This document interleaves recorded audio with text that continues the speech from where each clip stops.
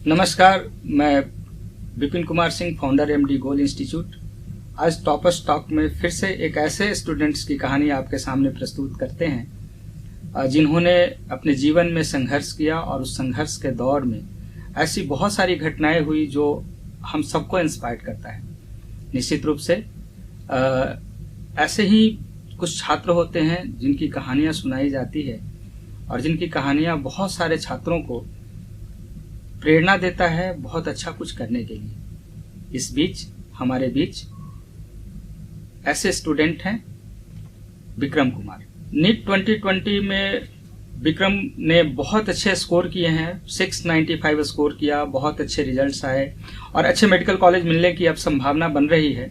निश्चित रूप से सबसे पहले मैं आपके इस टॉक शो में स्वागत करता हूं और आपके सफलता पे आपको बधाई देता हूं। आपके बधाई आपकी मेहनत की और आपके अभिभावकों ने जिस तरीके से आपका सहयोग दिया, साथ दिया, मैं आपके अभिभावकों को सम्मान करते हुए उन्हें बधाई देता हूं और साथ ही साथ जो शिक्षक ने मेहनत किया आपके साथ, मैं सभी शिक्षकों का सम्मान करता हूं, उन्हें बधाई देता हूं आपके रिजल्ट्स पे। एक बार फिर से आप इस टॉक शो में आए हैं। आपने जिस तरीके से संघर्ष किया है, जो आपकी कहानी रही है, मैं चाहूंगा कि इस टॉक शो के माध्यम से उन छात्रों तक पहुंचे जो आपके जैसे एक अच्छे स्कोरर बनना चाहते हैं, अच्छे मेडिकल कॉलेज में जाना चाहते हैं और एक अच्छे डॉक्टर और इंसान बनना चाहते हैं। तो मुझे आप बताएं, रिजल्ट के बाद कैसा महसूस हो रहा है आपको? बहुत ही, जब रिजल्ट के बाद कोई एक आधे घंटे बाद जब मार्क्स मिला है तो बहुत ही अच्छा फील हुआ। पहले तो थोड़ा सा मतलब विश्वास नहीं था कि इतना भी अच्छा एग्जाम जा सकता है। मतलब एक मेरा प्रेडिक्शन जो था स्कोर का वो 670 टू 680 के बीच मेरा, पहले से हम ये सोच रहे थे कि हमारा मार्क इसके बीच रहेगा। लेकिन जब क्वेश्चन, जब सारे इंस्टीट्यूशन का आंसर की आने के बाद जब हमने मिलाया तो बहुत ही अच्छा लगा। उस टाइम मैं एक दो बार और मिलाया ताकि कंफर्म किया जा सके। हाँ, वही कंफर्म किया जा सके। हम विश्वास नहीं मतलब हो रहा था। तो फिर जनरली उसके बाद होता यह है कि 680 आपने प्रिडिक्ट किया और 695 आ रहा है, तो फिर ये विश्वास न होने वाली बात सी लगती थी, लेकिन आपने फाइनल स्कोर तो किया है। अच्छा, तो रिजल्ट्स आपके आए, अब इसका क्रेडिट आप किन्हें देना चाहेंगे और कैसे? सर, इसका क्रेडिट तो सबसे पहले मम्मी पापा को हम देना चाहेंगे, जो एक छोटे से गांव में एक ऐसे दुकानदार हैं। उसके बाद भी हमको पटना भेजे हैं, एक गोल्ड इंस्टीट्यूट में मेरा नाम यहाँ दर्ज करवाए हैं। तो सबसे पहले तो हम उन्हीं का आभार व्यक्त करना चाहेंगे। उसके बाद जो मेरा सबसे बड़ा रोल मॉडल होगा वो गोल विलेज ही होगा, क्योंकि जब हम पटना में गोल विलेज से पहले एक साल कंकड़बाग में हम एडमिशन करवाए थे, कंकड़बाग ब्रांच में। जब वहाँ हमने एडमिशन कराया तो मतलब मेरा कंडीशन ये था कि हम 2017 में 12th पास आउट थे, लेकिन उसके बाद मेरा पहले से कोई एम नहीं था मेडिकल करने का। तो हम 2017 के बाद फिर से फाउंडेशन में ही एडमिशन यहाँ लिए। उसके बाद हम एक साल तक वहाँ 11th का क्लास कंकड़बाग में किए, जिसमें मेरा पूरे साल में एवरेज स्कोर 42% का था, जो एसेंट का होता है। और उस बेस पे हमको गोल विलेज भेजा गया। 40% से प्लस वाले को उस साल भेजा गया था गोल विलेज को, उसमें हमको गोल विलेज भेजा गया। वहाँ जाने के बाद पहले से मेरा बेस ये था कि हमको इंग्लिश वगैरह कुछ आता नहीं था, कुछ भी। मेरा इंग्लिश पूरा ही वीक था और एनसीईआरटी क्या मतलब होता है ये कुछ समझ हमको आता नहीं था। तो वहाँ जब जाने के बाद इतने सारे स्टूडेंट के रूप में टीचर्स ही मिले हमको वहाँ गोल विलेज में, जिसको हम देखें सारे को कैसे वो लोग एनसीईआरटी पढ़ते हैं। मतलब वहाँ एक स्मार्ट स्टडी देखने हमको मिला है कि हम मेहनत तो हम कंकड़बाग एक साल पटना में भी रह के किए थे, लेकिन कोई डायरेक्शन नहीं था, पता नहीं चलता था क्या पढ़ना है क्या नहीं पढ़ना है। लेकिन जब हम गोल विलेज गए तो वहाँ जाने के बाद एक एक्चुअल क्या कंपटीशन हमको वो पता चला। पहले हम समझते थे कि जो मेडिकल निकालते हैं कोई फरिश्ता होता है। जब यहाँ 2017 में सेमिनार में गए तो वही देखने के बाद हमको वही फील होता था, हमको समझ ही नहीं आता कि हमसे भी हो जाएगा। लेकिन जब हम गोल विलेज गए तो वहाँ जाने के बाद देखे बहुत सारे मेडिकोज वहाँ हमेशा आते रहते थे। उनका एक अपना स्ट्रगल का एक जो भी स्टोरी था वो जब सुनाते थे तो उनसे बहुत बहुत ऐसे भी थे जिनसे मेरे से भी खराब कंडीशन थी वहाँ, लेकिन जिसमें मेनली सबसे ज़्यादा तो हम बबुआ जी से ही प्रेरित हुए थे, क्योंकि वो भी बिहार बोर्ड से थे, तो और उनका भी इंग्लिश का वही कंडीशन था। तो उसके बाद से हम 11th पूरा 11th हमने NCERT 11th का पढ़ाई नहीं था, मेरे पास बुक ही नहीं था। तो उसके बाद जब 12th में गए तो वहाँ हमने 12th के साथ 11th का भी NCERT लिया, और फिर वहाँ इतने अच्छे से हमको फोकस कराया गया, वहाँ इतने अच्छे से सजेशन ही मिला। NCERT का असली महत्व जो हमको वहीं पता चला गोल विलेज में जाके, कि हाँ मतलब यही एक मतलब वो चीज है ना कि मेरा बायो जो था कुछ सही ही नहीं होता था, लेकिन वहां जाने के बाद जब हमको बायो का असली कंडीशन हमको पता चला कि हाँ NCERT ही पढ़ के किया जा सकता है, तो हमने पूरे साल बहुत ही ज्यादा बायोलॉजी पे फोकस किया। फिर केमिस्ट्री में भी NCERT का वहाँ ऑर्गेनिक इनऑर्गेनिक फिजिकल का कुछ चैप्टर को छोड़ दिया जाए तो बहुत सारा चैप्टर फिजिकल का है जो NCERT में काफी मतलब अच्छा आउटपुट दिया जा सकता है उसको पढ़ के एग्जाम में। तो मैं वहां जाने के बाद मेरे सबसे पहले वही है कि पढ़ने का तरीका हमको गोल विलेज में अच्छे से पता चला, और ये बात का कंफर्मेशन हुआ कि हाँ एक अगर सही डायरेक्शन में मेहनत किया जाए तो फिर सफलता मिल सकती है। विक्रम, आपने जो सफलता हासिल की है और जिस तरीके से आपका स्कोर आ रहा है और अच्छे मेडिकल कॉलेज में भी आप जाएंगे, घर में इससे पहले कोई और डॉक्टर हैं आपके पास? नहीं सर, कोई नहीं है। आपके फैमिली का जो एजुकेशन क्वालिफिकेशन है, पापा का या मम्मी का या घर में और भाई का, वो क्या है आप बताएं? वहाँ तो सिंपल एक हाउस वाइफ ही है। पापा का भी एजुकेशन कोई खास नहीं, वो 10th तक पास आउट है, और उसके बाद तो फिर वो अपना जब से 10th पास आउट के बाद दुकान अपना एक छोटा सा वही गांव में ही। और भैया जो हमसे 2 साल बड़े हैं, वो अभी BSc उनका फाइनल हुआ है और वो जनरल कंपटीशन में और उसके लिए फाइट कर रहे हैं। और घर में भाई बहन और कोई? और हम मेरे 4 बहन 2 भाई थे, जो 2 भाई हम दोनों भाई सबसे छोटे थे, और 4 बहन मेरी बड़ी थी, और सभी दीदी का शादी हो चुका है, सभी सेट हो चुके हैं। हाँ। और सबसे छोटे आप घर सबसे में छोटे हैं और सबसे अच्छा आपने करके दिखाया। बहुत बधाई आपको। आपने डॉक्टर बनना सोचा, ये डॉक्टर बनने का इंस्पिरेशन आपको कैसे मिला और कहाँ से आपने सोचा कि मुझे डॉक्टर ही बनना चाहिए? जब सर हम 2017 में मेरा बोर्ड एग्जाम था, उससे 6 महीना पहले एक दोस्त से बात हुई थी, तो हमको मेरा शुरू से ही एम था इंजीनियरिंग करने का। तो उसने हमको बताया कि इंजीनियरिंग में एक लिमिटेड अटेम्प्ट होता है, एग्जाम दिया जाए या नहीं दिया जाए अटेम्प्ट खत्म हो जाता है। तो उससे मेरे पता चल रहा था कि 2018 में मेरा वो अटेम्प्ट समाप्त हो जाएगा और JEE एडवांस के लिए मेरा एक ही अटेम्प्ट बचेगा। लेकिन फिर हम सोचे कि 1 साल 2017 तक तो गांव में ही रहते हैं, सोचे 1 साल के लिए पटना जाना, वहाँ टारगेट करना हिंदी से इंग्लिश, वो भी JEE जैसा एग्जाम। तो कोई भी एग्जाम इतना भी इजी नहीं होता है, उस वक्त तो दिमाग में यही चलता था। तो फिर मेरा मन कहीं से आया कि ये हमसे नहीं हो पाएगा, इम्पॉसिबल ही है। तो उसके बाद मेरे पास एक दूसरा रास्ता जनरल कंपटीशन में जाने का था, लेकिन मेरा कभी एम नहीं था ऐसा कुछ जनरल कंपटीशन में जाने का। तो मेरा एक दोस्त था, वो एडमिशन लिया था गोल्ड इंस्टीट्यूट में ही 2015 बैच में ही। उसने हमको मेडिकल के बारे में बताया कि इसमें बहुत सारा अटेम्प्ट रहता है, एज लिमिट रहता है, तुम जितना बार चाहोगे दे सकते हो, तुम इसमें उतना टाइम मिलेगा, तुम हिंदी से इंग्लिश कर सकते हो। तो हम सिर्फ उसी के बाद पे गोल में आके हम एडमिशन लिए थे, और उसी के द्वारा हमको पता चला था कि गोल्ड इंस्टीट्यूट बहुत ही बेहतर है मेडिकल के लिए। तो हम उसके बाद के बाद वही मेरे साथ आया, वही मेरा एडमिशन भी करवाया गोल्ड में। उसके बाद से जब हमको याद है वो डेट 17 जुलाई या 16 जुलाई 2017 को गोल्ड का सेमिनार था, तो उस सेमिनार में हम जब गए थे तो उसमें फेलिसिटेट किए जा रहे थे मेडिकोज को। तो वहां जाने के बाद एक जब व्हाइट एप्रॉन में उन मेडिकोज को देखे थे ना, तो मतलब एक अंदर से बहुत ही मन, वहीं से मेरा एक टारगेट आया कि मेरे को मतलब ये एप्रॉन पहनना है किसी भी तरह। हमको भी मतलब शौक था कि वहां से आपकी इंस्पिरेशन शुरू हुई। विक्रम, आपको जिन लोगों ने सुना है अब तक, जो सुन रहे हैं आपको, मुझे लगता है कि आप भी इंस्पिरेशन उन छात्रों के लिए होंगे, और निश्चित रूप से आप जैसे एक साधारण छात्र का इस प्रकार की सफलता जब ये जाने, तो निश्चित रूप से एक साधारण छात्र के अंदर भी इंस्पिरेशन आएगा। वैसे ही जैसे आपने व्हाइट एप्रॉन को देखा और आपके पास इंस्पिरेशन आया और आप डॉक्टर बनना चाहे और इतना अच्छा करके दिखाए। तो निश्चित रूप से ऐसा इंस्पिरेशन होता है उन छात्रों के लिए जब जो बनना चाहते हैं और उनके पाथ फाइंडर जो आगे जाते हैं, आगे मार्गदर्शक होते हैं, या फिर जो उनके सीनियर्स होते हैं जो रिजल्ट्स देते हैं।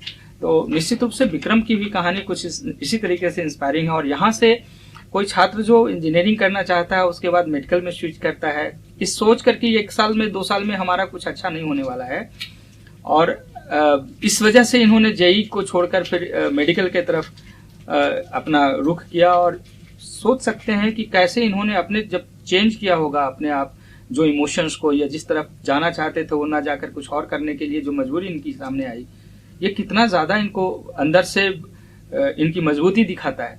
ये बहुत ज़रूरी होता है किसी भी छात्र के सफलता के लिए, किसी भी व्यक्ति के सफलता के लिए। कोई बहुत अच्छा करना चाहता है तो कितना मेंटल टफनेस होना चाहिए। तो विक्रम, आपकी इस मेंटल टफनेस पे फिर से आपको बहुत बधाई। आप इसी तरीके से आगे भी अपना मजबूती से अपने आप को स्थापित करते हुए, और जिस कार्य को करने का अभी एक्सपीरियंस आपने लिया है ये आगे भी जारी रहे, और बहुत अच्छे रिजल्ट्स आप देते रहें। इंजीनियरिंग का आपका हो सकता है ड्रीम रहा हो, जो आप डॉक्टर बनने जा रहे हैं।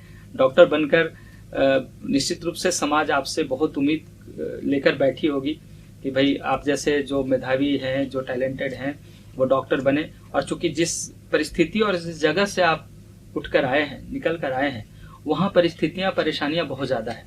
तो आपके समाज में, आपके आसपास में बहुत सारे ऐसे लोग हैं, या हमारे राज्य में भी ऐसे बहुत लोग हैं जिन्हें आपके सफलता के बाद आप जब डॉक्टर बनेंगे तो सेवा उनको ज़रूरत महसूस होगी। आप डॉक्टर किस क्षेत्र में बनना चाहते हैं? कौन सा आपका स्पेशलाइजेशन है? क्या आपने डिसाइड किया है? स्पेशलाइजेशन मेरा सर कार्डियोलॉजिस्ट का। आप भी कार्डियोलॉजिस्ट बनना चाहते हैं? Yes sir. और उसके पीछे कोई खास इमोशनल रीजन या फिर कोई रीजन आप बता सकते हैं? रीजन सर, बस पढ़ते वक्त जब हम ब्लड सर्कुलेशन पढ़ते थे और सिर्फ वो हार्ट से रिलेटेड फंक्शन, तो उसमें हमको बहुत ही इंटरेस्ट था, ह्यूमन फिजियो का इस पार्ट में। तो आगे भी वही मेरा इंटरेस्ट है। आप अपने इंटरेस्ट को कंटिन्यू रखना चाहते हैं, बारे में और जानने का इच्छा। बहुत अच्छी बात है। अब हमारे पेरेंट्स को आप बताइए कि ये संघर्ष जिस तरीके से आपने किया, तो किताबें बहुत इंपॉर्टेंट रोल प्ले करती है सफलता में, बुक्स का। आपने इस सफलता में अपने स्टडी के बारे में क्या बताना चाहेंगे उन छात्रों को जो आप जैसे बनना चाहते हैं, और कौन से बुक्स को आपने ज़्यादा बेहतर तरीके से और कैसे आपने पढ़ाई किया? अगर सबसे पहले हम बायोलॉजी की बात करें तो बायोलॉजी में हमको लगता है कि एनसीईआरटी के बाहर तो कुछ भी नहीं। हमने अपने प्रिपरेशन के दौरान जब पहले साल मैंने पढ़ा था तो सिर्फ मैंने एनसीईआरटी तो मैंने 1 साल तक पढ़ा ही नहीं था। तो उस टाइम हमने सिर्फ टीचर का नोट्स के अलावा कोई भी रेफरेंस बुक नहीं लिया था, लेकिन मैंने टीचर के नोट्स को प्रॉपरली पढ़ा था क्योंकि मेरे पास फाउंडेशन में टाइम था टीचर के नोट्स को पढ़ने का। और फिर जब हम 12th में गए तो उसके बाद टीचर का नोट्स, एनसीईआरटी, और कुछ 4-5 महीने जाते जाते टीचर का नोट्स भी छूट गया है। उसके बाद सिर्फ एनसीईआरटी पे ही फोकस मेरा रहा था उस साल तक। और जब हमने 2019 में एग्जाम दिया था तो उस टाइम तक तो सिर्फ मेरा लास्ट जाते जाते सिर्फ एनसीईआरटी पे ही फोकस था बायोलॉजी में। फिजिक्स में टीचर का नोट्स प्लस हमने गोल का मॉड्यूल के अलावा और कुछ भी नहीं बनाया।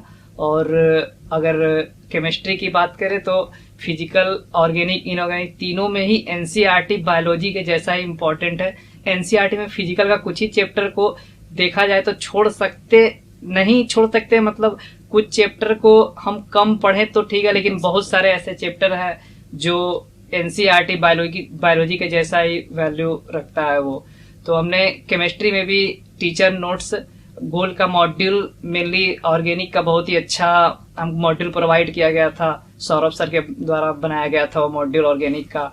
तो ऑर्गेनिक में वही गोल का मॉड्यूल का प्रैक्टिस, टीचर नोट्स, इनऑर्गेनिक में गोल के मॉड्यूल का प्रैक्टिस, टीचर नोट्स, और फिजिकल में भी हमने गोल के मॉड्यूल का ही क्वेश्चन बनाया था और प्लस उसमें सारे प्रीवियस ईयर के क्वेश्चन भी प्रोवाइड थे।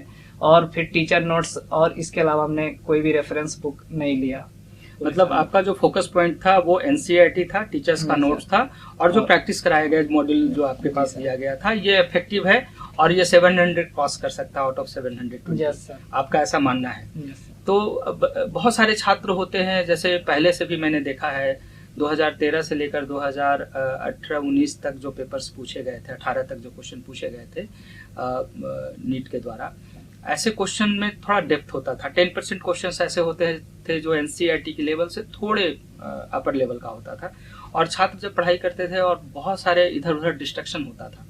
2019 में क्वेश्चन पूछे गए एनसीईआरटी से, अब इस बार एम्स को भी अटैच किया गया, और ये कयास लगाए जा रहे थे कि जब एम्स अटैच हुआ है तो क्वेश्चंस के लेवल आगे बढ़ेंगे।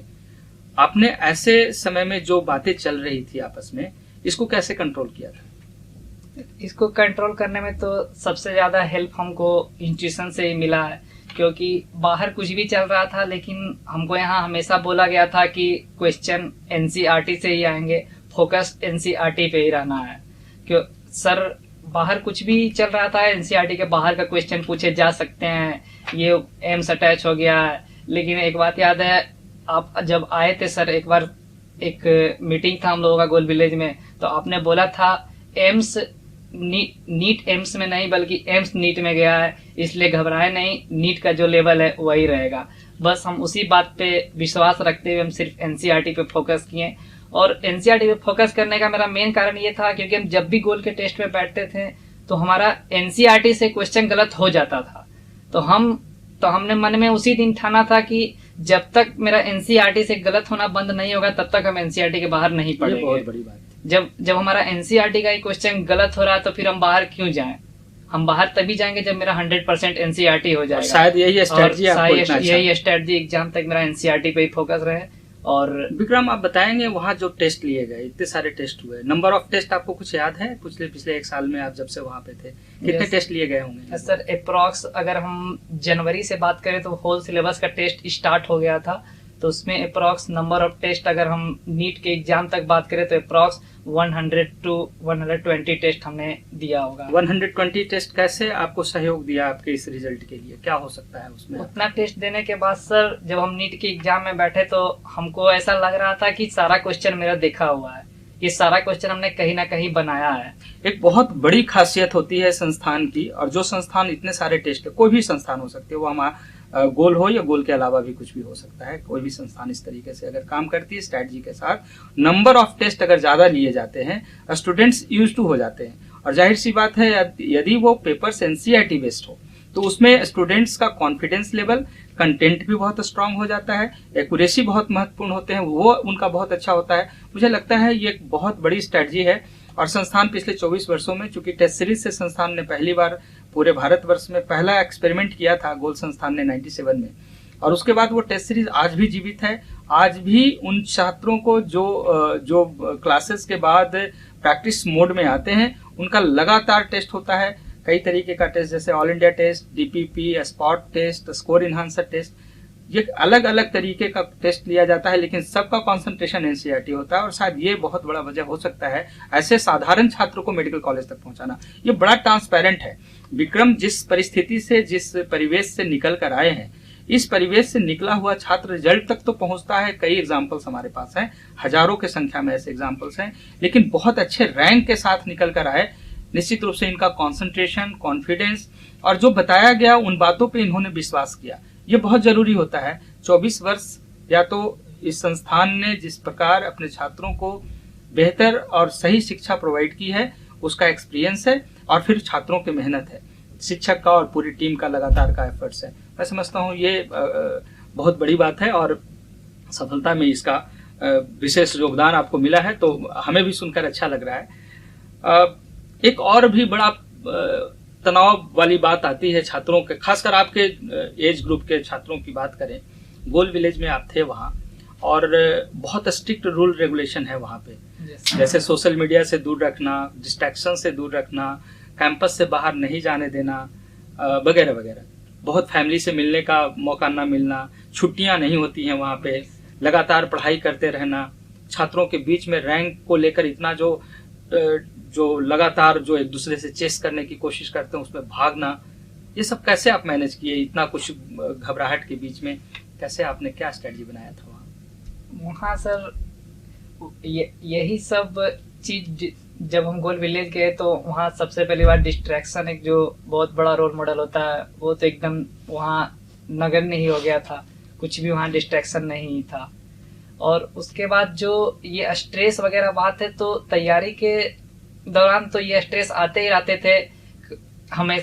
कभी कभी तो सबको होता है, हम भी एक एवरेज क्या बिलो एवरेज स्टूडेंट ही थे, लेकिन वो स्ट्रेस को हैंडल करने के लिए वहाँ सर लोगों का जो वहाँ मीटिंग वगैरह होता था, तो उससे तो कुछ मोटिवेशन मिलता था। उसके अलावा वहाँ जो और जितने भी लोग वहाँ रहते थे, दोस्त जितने भी थे, उन सारे का एक बहुत ही ज्यादा रोल होता है, क्योंकि वो एक दूसरे को ही मोटिवेट करते रहते हैं वहाँ। इससे वहाँ बहुत फायदा। कभी आपको ऐसा नहीं लगा कि सोशल मीडिया हमारे बीच नहीं, मतलब मोबाइल नहीं है हमारे पास, एंड्रॉइड नहीं है? नहीं सर, कभी दुनिया ऐसा इतना नहीं आगे feel बढ़ हुआ। गई हमारे साथ, ऐसा कुछ नहीं फील हुआ, क्योंकि वहाँ हर एक तरह के लड़के रहते हैं। कुछ अगर इंटरटेन की बात हो तो अगर मन वहाँ नहीं लगता था, तो कुछ वैसे भी वहाँ टैलेंट होते थे कि इंटरटेन करते थे। मतलब वो गाना सुनाया, चुटकुला सुनाया और आपस में इंटरटेनमेंट आपने कर लिया, होते रहते थे। ये बेस्ट वे है, ये अच्छा। खाना खाने के समय,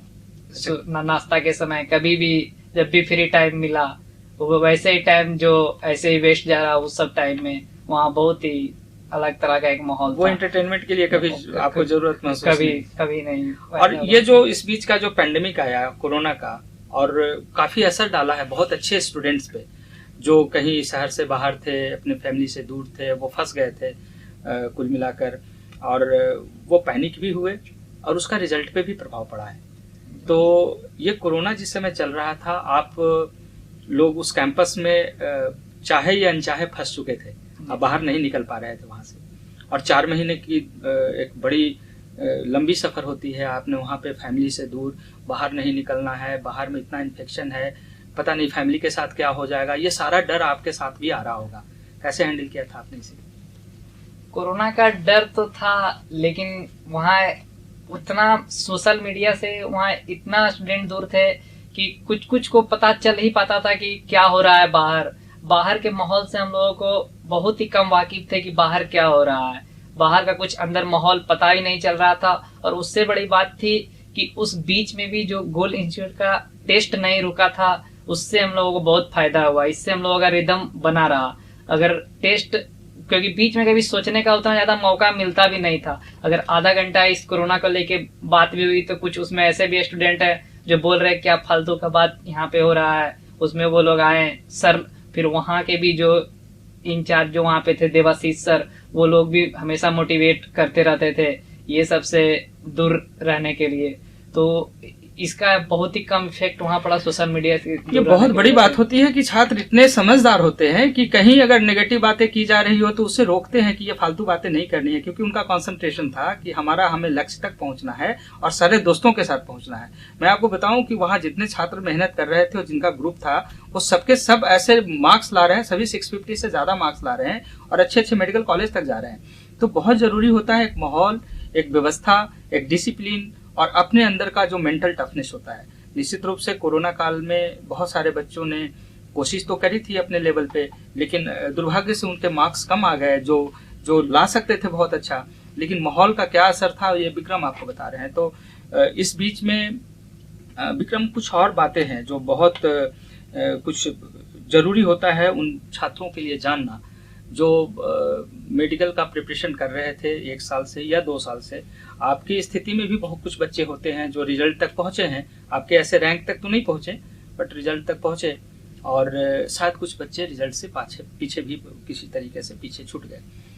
अगर आप इन पूरी जो प्रक्रिया है एग्जामिनेशन का, जिसमें एक्यूरेसी एक बहुत महत्वपूर्ण बातें आती है सामने कि आप का नेगेटिव कैसे कम हो सकता है, तो आपने अपने नेगेटिव को कैसे कम किया? क्योंकि मात्र 5 क्वेश्चन ही आपसे गलती हुआ है और वो भी आपने कहा कि वो बबलिंग मिस्टेक है एक, तो नहीं तो और भी 1 क्वेश्चन या 2 क्वेश्चन और भी बढ़ सकते थे आपके। तो इतना कम गलती करना 180 क्वेश्चन अटेम्प्ट लेकर, इसके पीछे क्या आपका राज है और क्या आप बताना चाहेंगे? निगेटिव को कंट्रोल करने का जहाँ तक कि मेरा एक्सपीरियंस रहा है, एक ही चीज सबसे बड़ी बात है, नंबर ऑफ टेस्ट बहुत ही ज्यादा होनी चाहिए।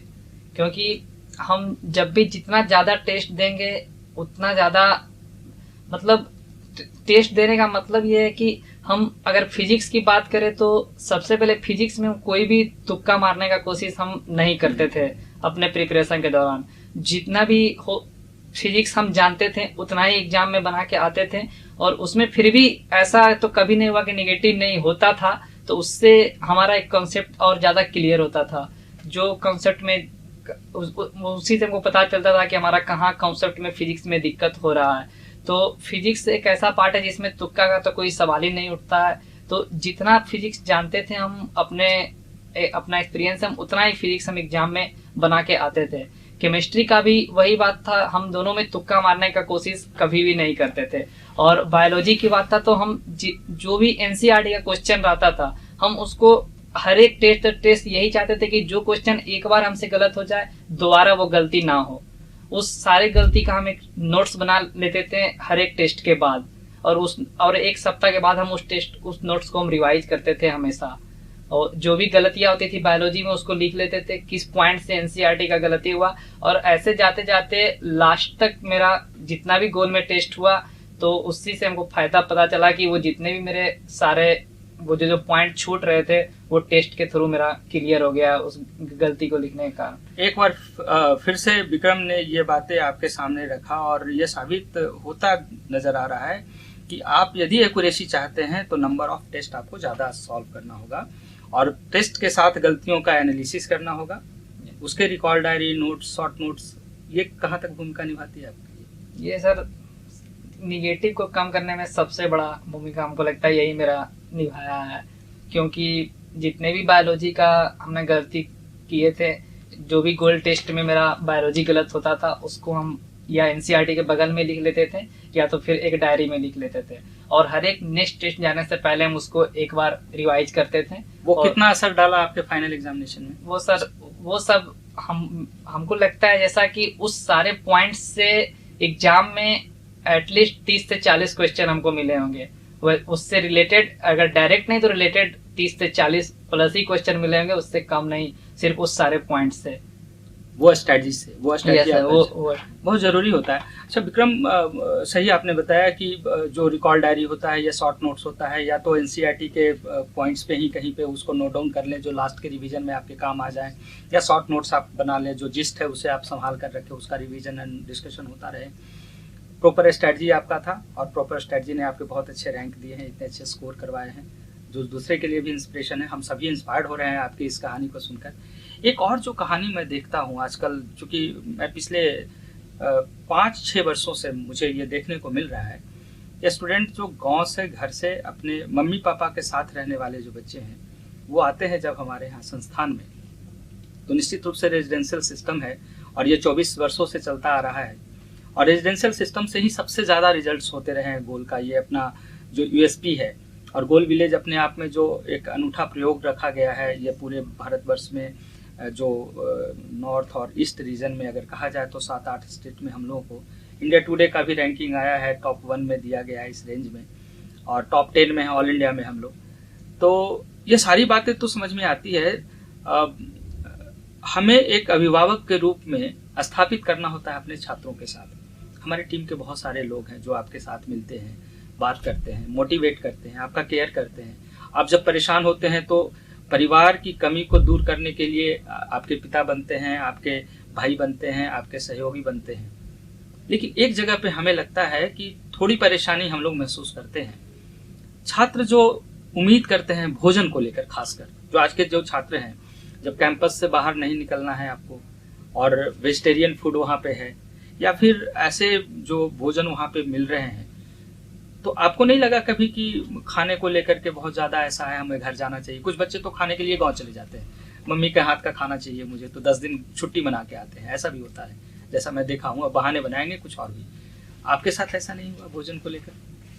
नहीं सर, भोजन को लेके तो कभी ऐसा फील नहीं आया कि खाने को लेके ट्यूशन यहाँ से घर चला जाए, ऐसा तो कभी आपको अपने उस 3 साल गोल्ड विलेज में ऐसा तो कभी महसूस नहीं हुआ, क्योंकि वहाँ वेजिटेरियन खाना ही हमको प्रोवाइड किया जाता था, लेकिन वैरायटीज बहुत थे खाने में, तो ऐसा तो कभी फील नहीं हुआ है।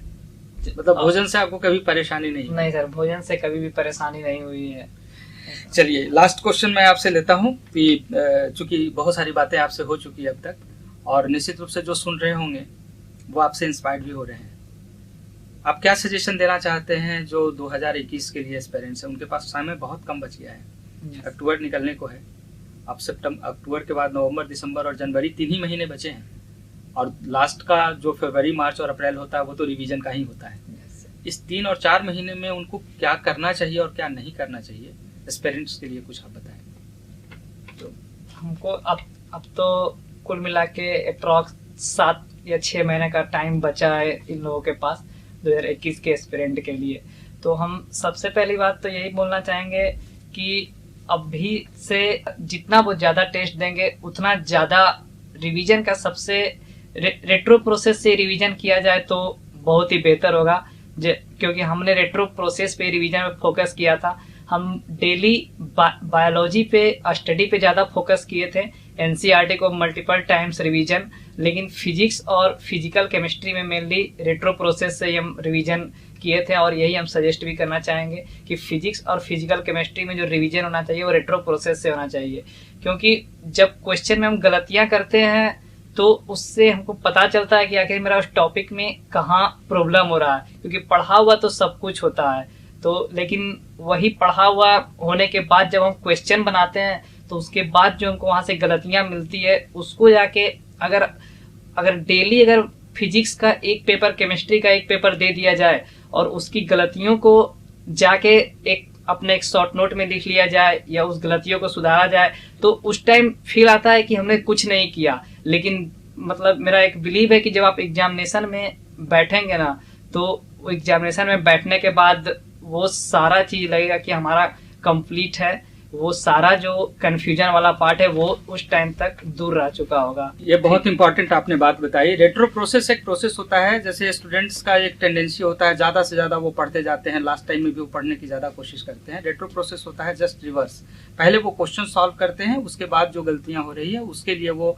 टेक्स्ट बुक पढ़ते हैं, टीचर्स का कॉपी पढ़ते हैं और उसे शॉर्ट नोट्स या रिकॉल डायरी में नोट करते हैं, जिसका रेगुलर रिवीजन करते हैं। तो दिस इज रेट्रो प्रोसेस। आप पहले क्वेश्चन सॉल्व करें, इसके बाद उसका जो डाउट है उसे क्लियर करें और उसे रिकॉल डायरी या शॉर्ट नोट्स में नोट करें, जिसे रेगुलर आप देखते रहें। मुझे लगता है ये बहुत अच्छा प्रोसेस है और बहुत सारे स्टूडेंट, इसलिए इतने सालों में मैंने देखा है साधारण स्टूडेंट अच्छा करते, इसके पीछे ये बहुत बड़ा कारण होता है। Yes sir. विक्रम, आपकी जो कहानी है निश्चित रूप से इंस्पायर करता है हम लोगों को भी, और कहीं ना कहीं से गोल संस्थान की पिछले 24 वर्षों की जो कई कहानियां हैं जो विक्रम से मिलता जुलता है, और शायद यही वजह है कि पूरी गोल संस्थान आज इंस्पायर्ड है, ऐसे छात्रों के साथ जुड़ा है और इन जैसे छात्रों का सपना पूरा करने की लगातार कोशिश कर रही है। ये संस्थान में ऐसे छात्र जब आते हैं, निश्चित रूप से छात्रों को भी नहीं समझ में आता, इनके अभिभावक को भी शायद नहीं सपना देखा होगा कि पता नहीं होगा या नहीं होगा, शुरुआत के शिक्षक और सभी लोगों को शायद नहीं पता होगा कि ये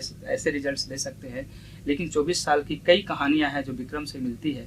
आप समझ सकते हैं कि एक छात्र गांव से आता है जिसके फादर दुकानदार हैं, उनका मासिक आय बहुत कम है, किसी भी तरीके से उन्होंने जो हौसला, जो हिम्मत और जुनून रहा होगा अपने बच्चे को बेहतर तालीम, शिक्षा और देकर एक अच्छे इंसान, एक अच्छे प्रोफेशनल बनाने का, ये इमोशन लेकर संस्थान में आए होंगे। आप समझ सकते हैं 11th-12th करने के बाद कोई छात्र फिर से 11th के लिए फाउंडेशन कोर्स करता है, ये इनके हिम्मत, इनके हौसला और दूरदर्शिता जो इसने अपने आप के लिए, जो अपने लक्ष्य के लिए निर्धारित किया होगा। उसके बाद ये गोल विलेज में जाते हैं, जो जहाँ सपोर्ट इन्हें मिलता है, जहाँ सहयोग मिलता है और छात्रों का ग्रुप डिस्कशन का एक बहुत बड़ा और बहुत इफेक्टिव सानिध्य मिलता है दोस्तों का। वहाँ से इनकी जर्नी आगे निकलती है और निकलते हुए आज 695 स्कोर कर एक अच्छे रैंक के साथ अच्छे मेडिकल कॉलेज में जाने वाले हैं। तो ऐसी कहानियां हैं जो हम सब लोगों को प्रेरणा देती है, ऐसी कहानियां हैं जो उन छात्रों को प्रेरणा देती है जो मेडिकल या इंजीनियरिंग या सिविल सर्विसेज किसी क्षेत्र में जाना चाहते हैं। टफ नहीं है, जैसे इन्होंने कहा कि मुझे लगता था डॉक्टर फरिश्ते बनते हैं, लेकिन हमारे जैसा छात्र जो एनसीईआरटी पढ़ने में परेशान था, जो हिंदी मीडियम का एनसीईआरटी लेकर एनसीईआरटी पढ़ना सीखा, ऐसे छात्र भी मेडिकल कॉलेज तक पहुंच सकते हैं, वो भी बहुत अच्छे रैंक के साथ। और एक बार फिर से आज टॉपर स्टॉक में आप आए हैं, बहुत सारे छात्र आपको जो सुन रहे होंगे वो लाभान्वित होंगे। इस कोरोना काल में भी जिस तरीके से आपने मजबूती से अपने दृढ़ इच्छा शक्ति का प्रदर्शन किया और इतने अच्छे रैंक के साथ आप उत्तीर्ण हुए हैं, एक अच्छे मेडिकल कॉलेज में आप जा रहे हैं। हम पूरे संस्थान, गोल संस्थान की ओर से हार्दिक शुभकामना प्रेषित करते हैं आपके लिए, आपके अभिभावकों के लिए। उम्मीद करते हैं एक बहुत अच्छा डॉक्टर बनकर आप समाज को सर्विस प्रोवाइड करेंगे, आप अपनी सेवा देंगे और हम सब लोगों को गर्व होगा आप पे आने वाले समय में। बहुत बहुत धन्यवाद। Thank you so much.